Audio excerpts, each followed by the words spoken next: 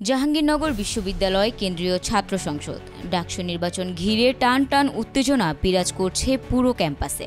নির্বাচনকে সামনে রেখে বিশ্ববিদ্যালয় প্রশাসন বহিরাগতদের প্রবেশে কড়া নিষেধাজ্ঞা জারি করলেও বাস্তবে তা কার্যকর হচ্ছে না। প্রতিদিনই দেখা যাচ্ছে বহিরাগতদের অবাধ আনাগোনা।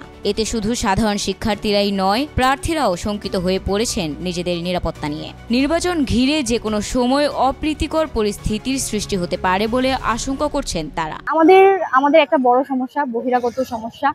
এই বিষয় নিয়ে আমরা প্রশাসনের সাথে আগে অনেক কথা বলেছি, যে প্রশাসন বলেছে যে আমাদের এই সমস্যার সমাধান করবে, কিন্তু এখনো প্রশাসন কিছুই করছে না। তারা শুধু আমাদের আশ্বাসই দিয়ে আসছে। এই শুক্রবার হলেই বহিরাগত প্রবেশ, সামনে ডাকসু নির্বাচন, আমাদের শিক্ষার্থীদের নিরাপত্তাটা কি? আমাদের মেয়েদের আগেও শোনা গিয়েছে যে আমাদের অনেকজনকে হ্যারাসমেন্টের শিকার হতে হয়েছে বহিরাগতদের দ্বারা।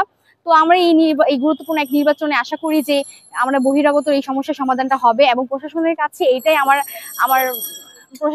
আমার চাওয়া যে এই ডাকসু নির্বাচনের আগে অন্তত বহিরাগতর এই সমস্যাটা সমাধান করা উচিত।